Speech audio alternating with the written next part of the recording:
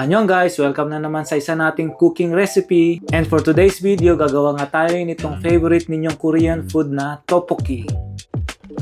Bali, ito nga pala yung tinatawag na tok or Korean rice cake. Normally, ganito ang form nito at hihiwain lang natin siya ng paganito. Kadalasan, mabibili nyo rin itong hiwa-hiwa na sa mga grocery stores.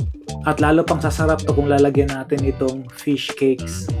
Ang original na tteokbokki hindi nilalagyan ito. Pero pangkaraniwan ang nilalagyan ng ganito these days yung mga tteokbokki. Kaya mas masarap siya lalo. Tapos kailangan din ito maglagay ng onion leeks. So super dali lang gawin ito mga guys. So parang pakukuluin mo lang to at isi-simmer and then yun, tapos na. So magpapakulo lang tayo ng 3 cups of water. And then yung pangpalasa dito is itong anchovy na stocks. At kung wala nga kayo nito, pwede na rin kayo maglagay dyan ng nor cubes or chicken powder. Talo-talo na yan. Ayan kasi yung pampadip ng flavor. And then maglalagay ako ng 3 tablespoon ng gochujang. Ito yung chili paste ng mga Koreans. And then maglalagay din ako ng 1 and 1/2 tablespoon ng gochugaru.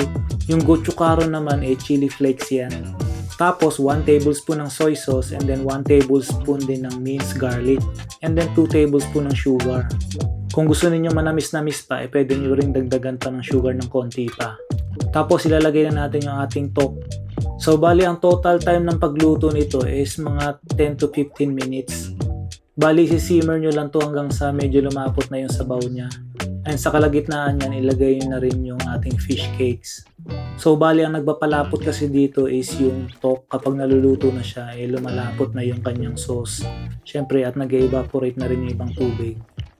So kapag nakuha nyo na yung consistency niya, luto na yan.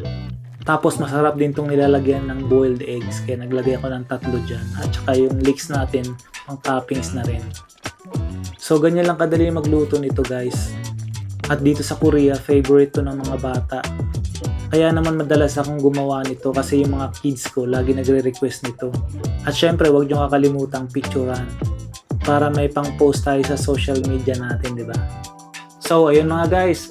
Kung nagustuhan nyo yung ating recipe for today, please follow for more and subscribe to my channel na rin.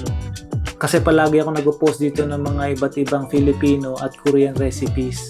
And then mga life in Korea vlogs and mga iba't ibang ganap dito sa Korea. Thank you for watching. Annyeong!